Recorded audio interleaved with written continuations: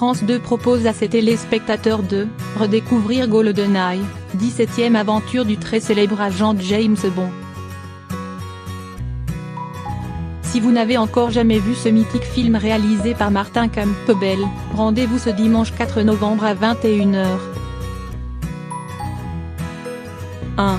Une renaissance. Sorti en 1995, ce nouvel opus de la mythique saga vient marquer la renaissance de 007, 6 ans après le précédent opus.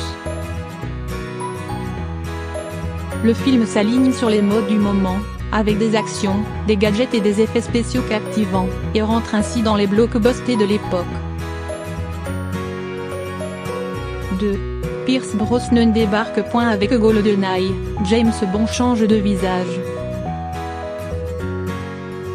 Après Sean Connery, George Lazenby, Roger Moore et Timothy Dalton, c'est désormais au tour de Pierce Brosnan de se glisser dans le smoking de James Bond, lui qui va interpréter l'agent secret britannique au service secret de Sa Majesté 4 fois.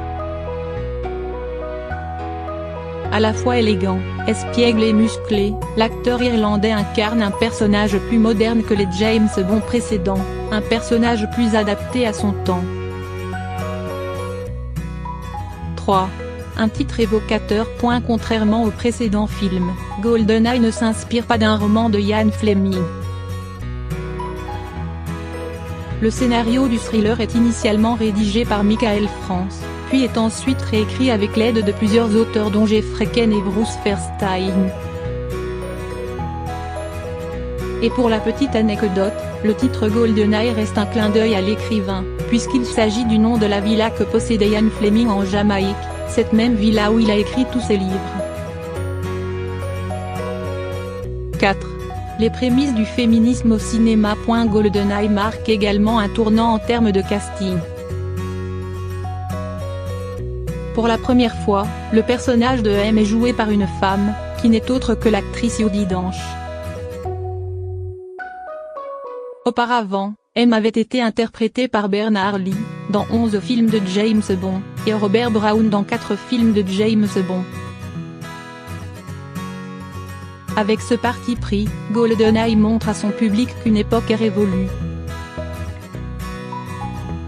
Désormais, une femme aussi peut être l'égale de James Bond. 5. Une bande originale en or. En parlant de symboles féminins, impossible de ne pas entendre la voix de Tina Turner quand on prononce GoldenEye. Pour autant, ce n'est pas elle qui a écrit le titre éponyme. Le générique du film a en réalité été écrit par les deux membres de U2, Bono et The Edge. Quant au reste de la bande originale du film, c'est le compositeur français Éric Serra qui l'a réalisé.